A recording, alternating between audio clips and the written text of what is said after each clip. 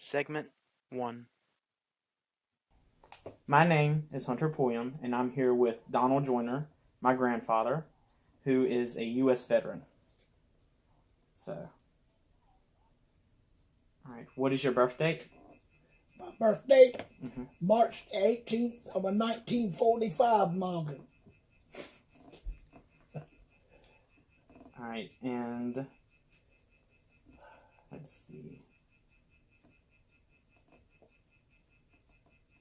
All right, what branch of service? What was your branch in the military? I first started serving in I joined the National Guard in Nashville, North Carolina in the fall of 1965. And I was pretty close to being drafted. I knew I was going to be drafted in the United States Army. So a couple of months after in the National Guard, I went ahead and volunteered for the draft. So I was drafted into the United States Army September the 23rd, 1965. And I reported to Fort Jackson, South Carolina in September 1965 to begin my basic training, which consisted of 8 weeks of basic training. And at the end of my basic training, I was sent for 2 weeks of individual training, which I don't know what that really consisted of. I don't remember now. And at the end of that 2 weeks, I was transferred to Fort Polk, Louisiana, United States Army, for 9 weeks of jungle warfare and guerrilla warfare. And I was there. I was a private E1, and I finished my 9 weeks of guerrilla warfare and jungle warfare, and promoted to a private E2. At the end of that 9 weeks of basic guerrilla warfare and jungle warfare, we were told that we would be sent to South Vietnam to assist the South Vietnamese in a conflict between the South Vietnamese and the North Vietnamese to gain their independence. From the North Vietnamese wanted they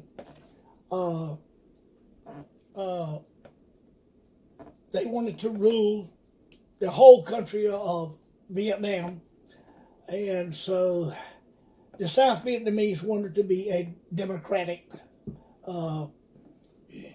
republic nation, and so there was a conflict between the North and the South and the Vietnamese, and so we were told that we were going to go as advisors to the South Vietnamese people. So at the end of my 9 weeks, when my time come to go report, when I got to the ship to report, they had like a lot of lines, like A, B, C, D, E, F, G, H, I, J, K, L, M, right on down the line. So if your last name started with a J, you went on down the line to the J's. So they went through a list calling names, and I had my my papers and everything. And when they got through calling all the J's, I was still standing there, and they didn't have my name on the thing. So I felt like right then somebody was praying for me. So I told him, I said, I have my papers and everything. And so this sergeant that was standing there with his records, he was saying, well, I don't have your name, so you're not going to get on the ship until I find out, get this straightened out. I think it was about 6 people all the way down that line that they did not have records of their orders. So they said, until we get the order straightened out, you're going to go back to Fort Polk, Louisiana, until we can get these records straightened out.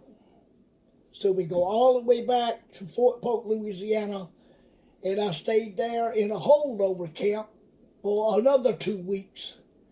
And then when they finally got my order straightened out, they were asking for volunteers. Well, I had always been told, do not volunteer for anything in the United States Army. So they said they needed someone to work in supply. They needed someone to a company clerk. They needed someone for S4 food service. They needed someone as a CQ quartermaster's assistant. And so I was afraid to volunteer for either one.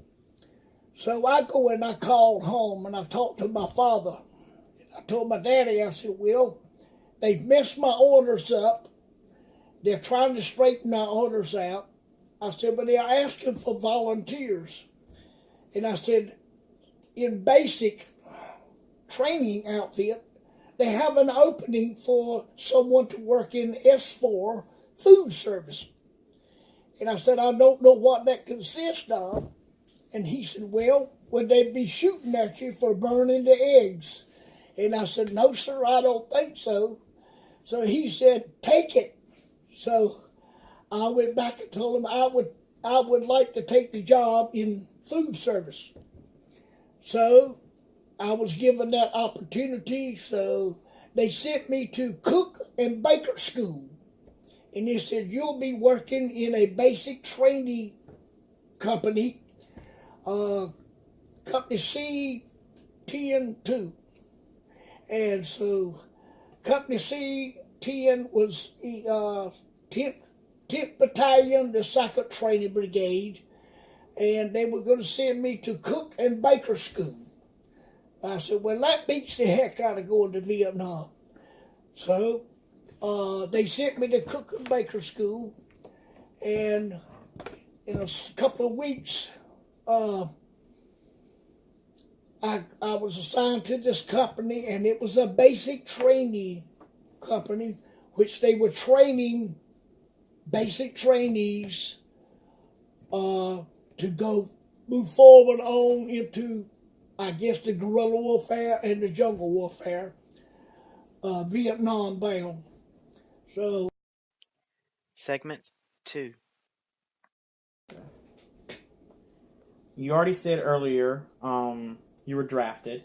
yeah, And you were living here at the time in Nash County in Rocky Mountain. that's correct. Mm-hmm.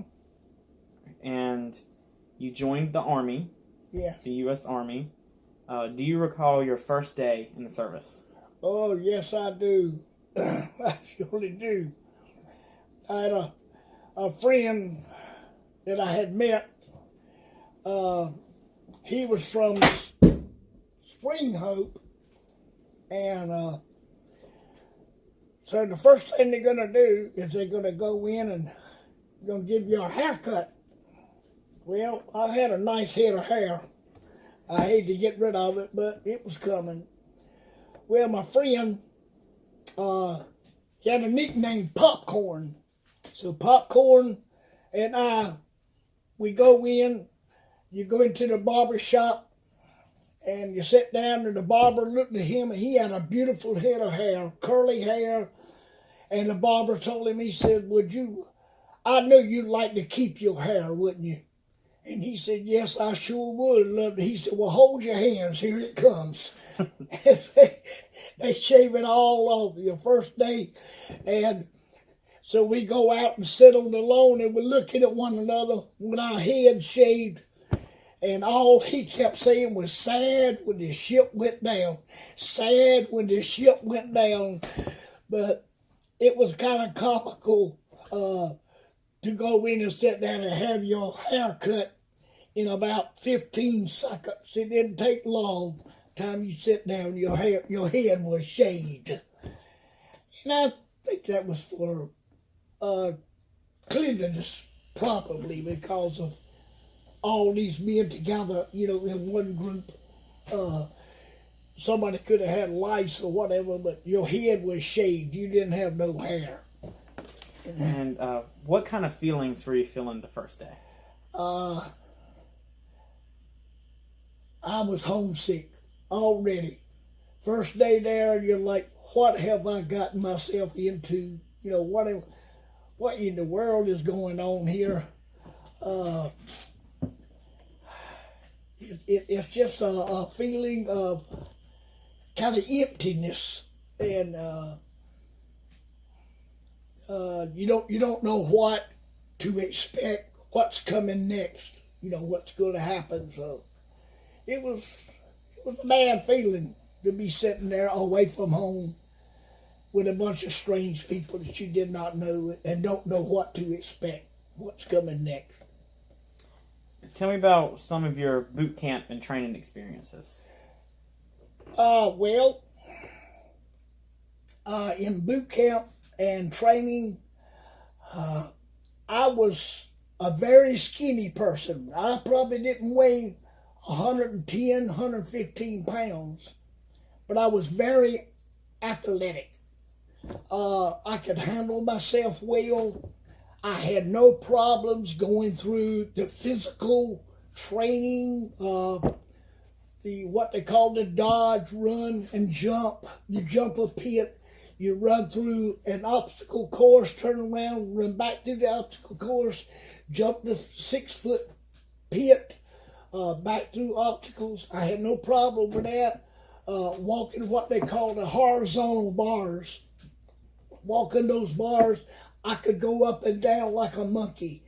I didn't have a lot of weight, but I had the strength that I could do it and no problem. So, and what they call the low crawl, where you get down and you crawl under barbed wire and through mud and stuff, I had no problem doing those things. So I passed all the physical and the running. I was a country boy. I was used to running in the woods, and I had no problem, with the running. So the physical training, I did good. I had no problem whatsoever. Do you remember any of your instructors? My instructors? Mm-hmm. Yes, I do. Sergeant Wason was my drill sergeant. I was in the second platoon. And once he found out that I had been in the National Guard, he made me a squad leader of the 4th squad. You have 1st squad, 2nd squad, 3rd squad, 4th squad in a platoon. And so each squad consisted of about 12 men. It's 12 men in 1st squad, 12 in 2nd squad, 12 in the 3rd squad, 12 in the 4th squad. And so he made me a acting corporal. And so I was in charge of the 2nd squad, which was 12 men under me. And so Sergeant Wason was a good sergeant. He was easy to get along with. He was not very demanding, but he wanted everything shipshape. And so my job was to make sure that the 12 men in my squad had their boots polished, had their brass shine, the bunks were made properly. Whenever he gave instructions, my job was to make sure that those men followed those instructions. And so I've always thought a lot of him. He was a good sergeant. How did you get through all this?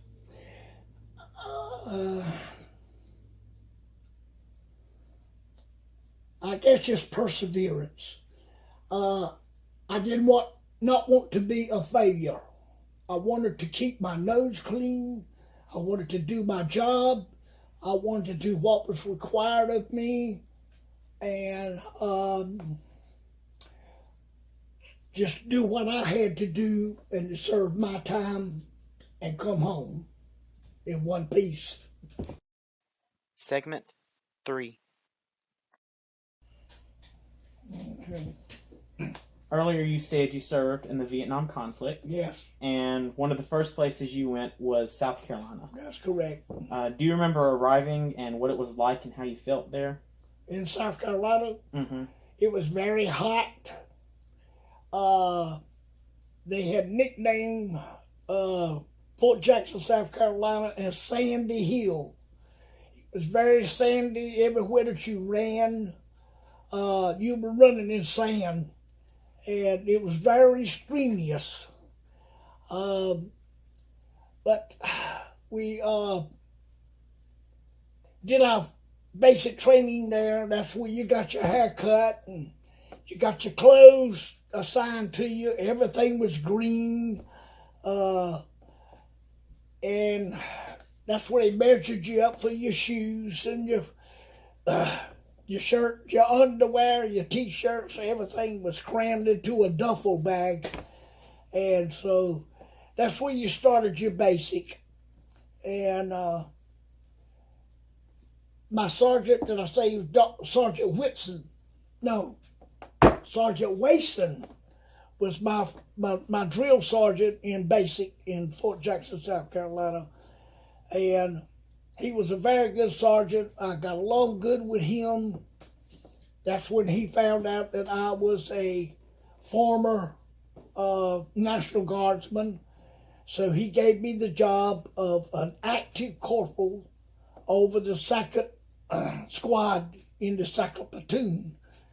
And I had 12 men under me. My job was to make sure that those 12 men had their brass shine, had their boots shine, everything was hung in order, everything's in your foot locker in order, and whatever his instructions were, it was my job to make sure that those 12 men did what we were supposed to do. And so I did my job well. I was commended by him, for the job that I had done. So I got along well in my basic. And what was it like when you went to Louisiana? Louisiana was something totally different. It was during the winter, and it was very cold. I remember when I got to the little town called Leesville, Louisiana, which later we named it Diseaseville, because you could get anything you wanted there. So I stayed that night in a little motel, a little cheap motel, cheapest thing I could find. It was very cold, a little heater on the wall, and it was propane, and all you could smell was propane fumes, and it would make your eyes burn. So I had to raise the window just to get the fumes out, and I was about to freeze to death in that little blanket. Next morning when I got up, I didn't even take a shower. I was so cold. But I did catch a taxi to Fort Polk. And at Fort Polk, that's when I found out where I was supposed to go and where I was supposed to sign in. And I was scared to death. I didn't know nothing about Fort Polk, Louisiana. I didn't know where I was supposed to go, what I was supposed to do. So I just took it one day at a time. And what was your most memorable experience, or some of your most memorable experiences? At Fort Polk. Mm-hmm. At Fort Polk, I was assigned to. I had to take 9 weeks of jungle warfare and guerrilla warfare. And so by then, I'm kind of realizing that I'm definitely Vietnam bound. And they're going to train me to... Actually, I'm thinking I'm being trained to go over and shoot folks or kill folks. People that I don't even know.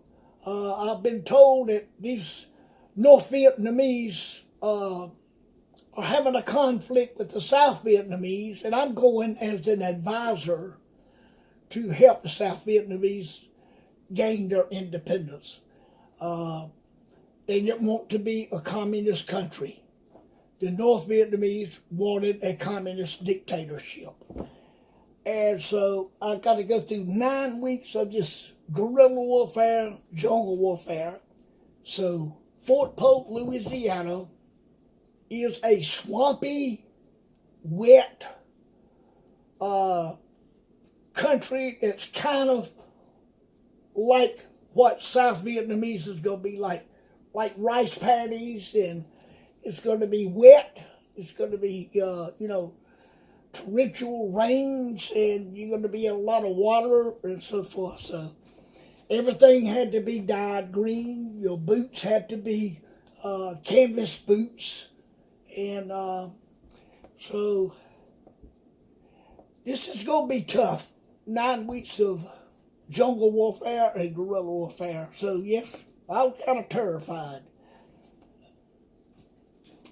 And you said that, you got to the ship and then your name wasn't on, and then you volunteered for the food service. Yes.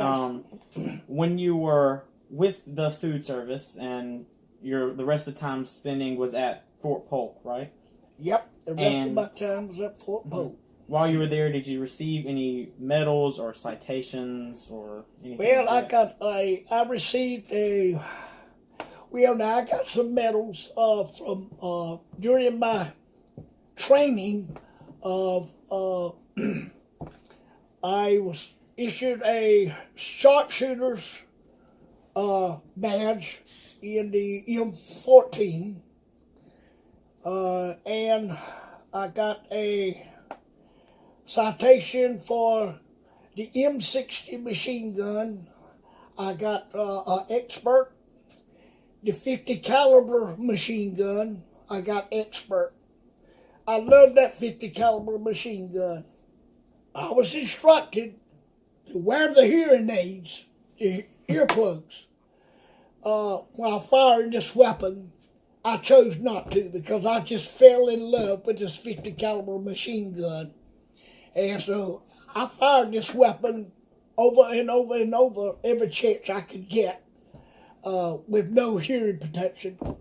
That may be why I have hearing aids today, but it was my choice.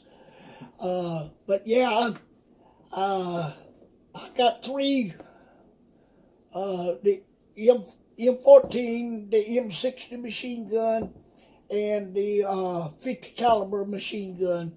I did good. I did good in it. And so. Okay. All right, so that's the end for that segment. All right. Segment 4. Okay. So, all right. So, while you're in service, what was the food like? The food was very good. Believe it or not, we got U.S. The grade A foods. Now I understand some of the mess halls and some of the cooks could make it so bad you couldn't eat it. But the mess hall that I worked in, the food was very good. It was prepared according to the menu and according to order. Our mess sergeant was top of the line. He made sure that everything was prepared according to the menus that was issued. And I think our food was very good. We had grade A food. Was there something special that you did for good luck or any kind of habit or anything? No, not really. Not that I can recall. Just took it one day at a time.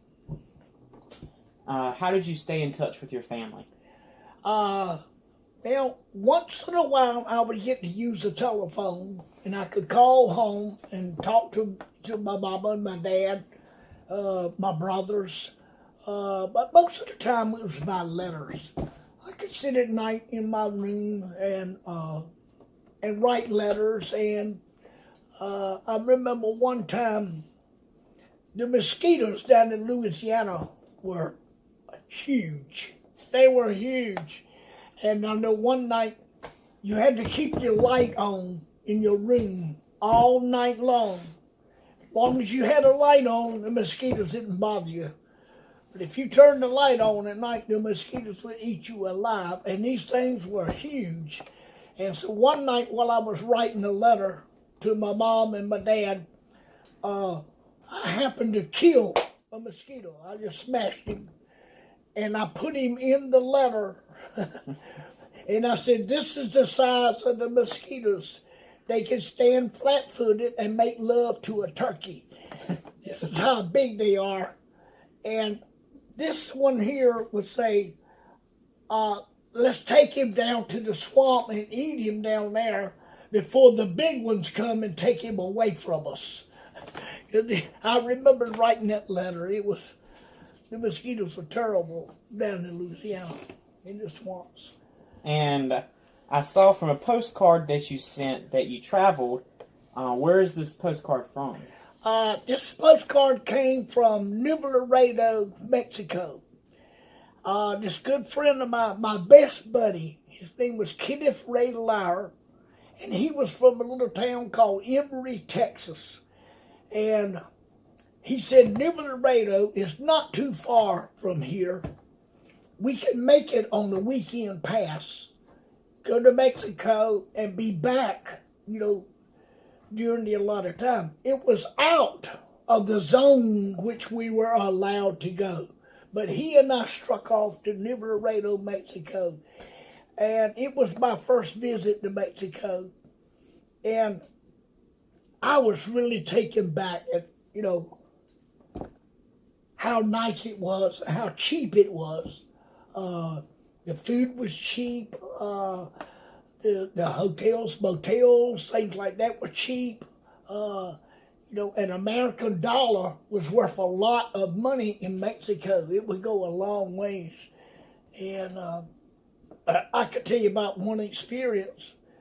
When we first got there to Mexico, we found us a hotel. There was some boys standing around out in the parking lot. We gave them 25 cents apiece to watch the car. Well, we heard a commotion outside. We came out, and the boys had a bucket and some rags, and they were washing the car. The hotel management ran the boys off because they said we were guests at the hotel. They would wash the car. We said, well, all we wanted them to do was watch the car. And so the boys got upset with us because hotel management ran them off. And they threw the quarters back at us. So it was a language barrier because we couldn't speak Spanish, they couldn't speak English, and so we had a problem with the language there. But otherwise, it was nice, it was beautiful, and we had a good time. And I see you have some photographs over here. Uh-huh. And this is you in this paragraph. Yeah, that's me. I was, at that time, I was the second cook at C-10-2, and this was Gordon Getz. Getz was a good buddy of mine. He worked in, I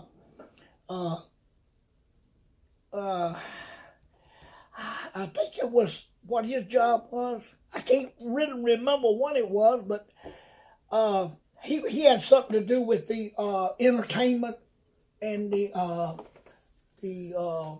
day room and things where we could relax. This was Gibson. Gibson, he was from Pennsylvania. Both of these guys were from Pennsylvania. One's from Johnstown, Pennsylvania, and the other one's from Levittown, Pennsylvania. And so I learned that everything up Pennsylvania is a town. Everything's a town up there. But we were all good buddies, and we traveled together and had a lot of fun together. And then here's another photograph. Yeah, this is Kenneth Ray Lauer. He was the company clerk, and he and I were best of friends. We were good buddies, and this is Harrison. Harrison also was a guy from Pennsylvania. He was let's see now, we called him Batman, and they called me Boy Wonder, because we were always together and always into something, having a good time. I think he was from Levittstown, Pennsylvania, but Kenneth Ray Lauer was from Emory, Texas. He's the one that knew all about Mexico and how to get there and how to get us back. These were all good buddies of mine. And were there any kind of pranks that you would pull on other people? Or? Oh, yes. Well, like my brother Ray, he was in the National Guard, and he never really liked this television show called MASH. He thought it was a joke, and he didn't, because to him, that's not the way it's supposed to be. Mm-hmm.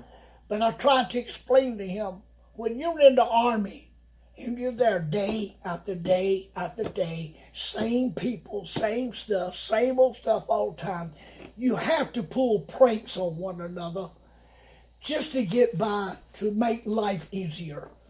So yeah, we would sometimes go in and catch somebody asleep, put shaving cream in their hand, tickle their nose, and make them slap their face, with the shave cream. We would take them and go into what they call short sheet. You put the sheets on their bunk, fold it back, tuck it in, and fold it back over. So when at night, when they go to get in their bunk, when they pull the sheet up, it throws them out of bed, throws them out of their bunk. Pranks like that we would do to one another. Or we would pick the whole bunk up, 3 or 4 of us, and walk out the barracks with this person laying on the bunk asleep, take them outside to what they call the dodge, run, and jump pit. There was usually water in that pit, and just dump the person right off into the pit of water. It was just a prank, but it was a way of making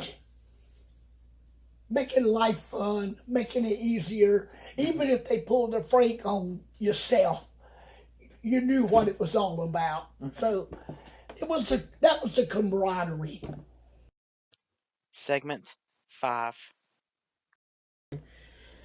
All right, and this section is kind of it's like after service. After service. Okay, so all right, so all right. Do you remember the day that your service ended? Yes, I do, very vividly. We had what I call in my cadre room. I was cadre because everybody in the barracks was basic trainees. So I had a room at the end of the barracks, was called a cadre room. At that time, I was an E5, and everybody, when you got down to short time, we had what was called a short time calendar on your wall. And mine was a picture of a beautiful girl, and it was broken up into 30 sections. So every day you would go there and color a section of this beautiful girl. And so when it got down to the last week, you would color in everything, including the body, the legs, the arm, the face, and the last day would be the lips of this beautiful woman, that when your last day of service, you would color the lips of this beautiful woman, because you're going home and you're going to get to meet some beautiful girl. And I had met a girl at a little town called Oakdale, Louisiana. And we would go there on the weekends when we get a pass. We could go shoot pool. We could go drink beer. We could go to the movies. We would meet girls. They go around. And I had met this girl, and I think she was really in love with me. She thought I was going to marry her and bring her back to North Carolina. But I had no intentions on doing that. I just wanted to get out. I wanted to go home. I wanted to be with my family. And so I kind of left her behind.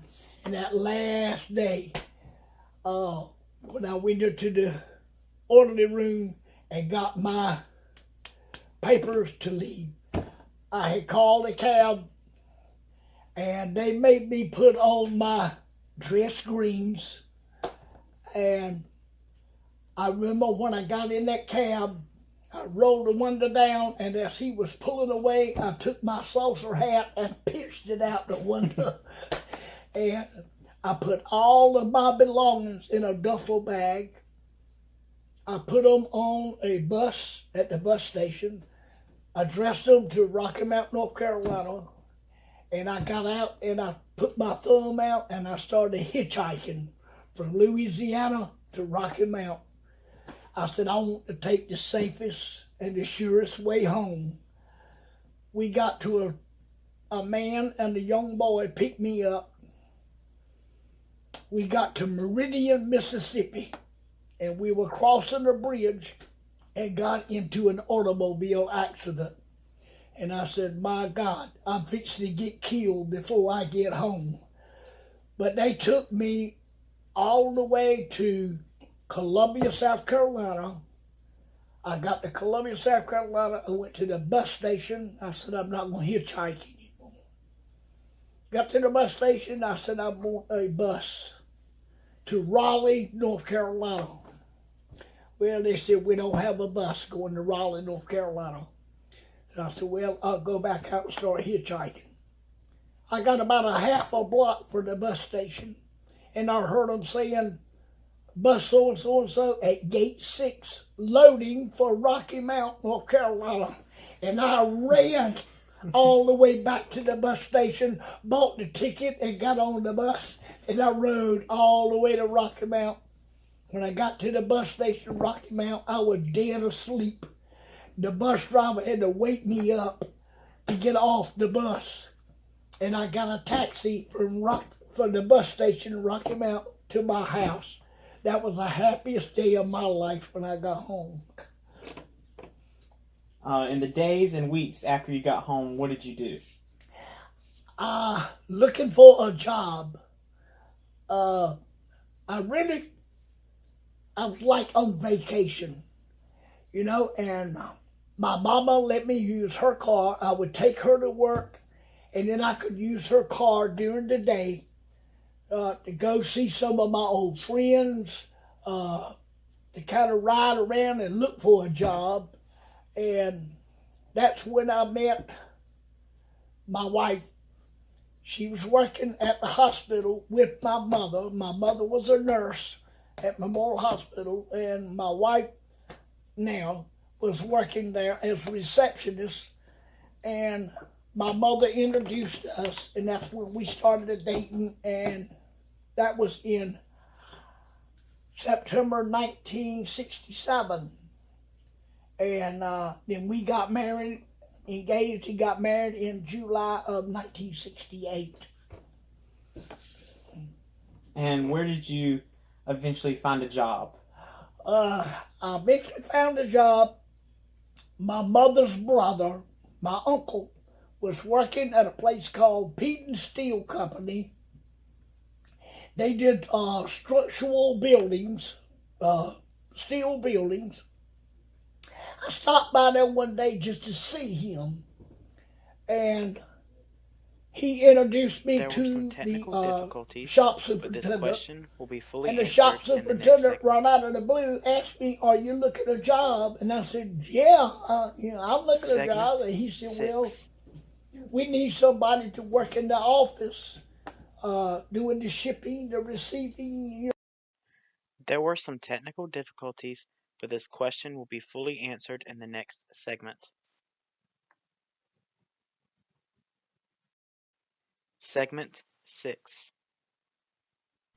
All right, so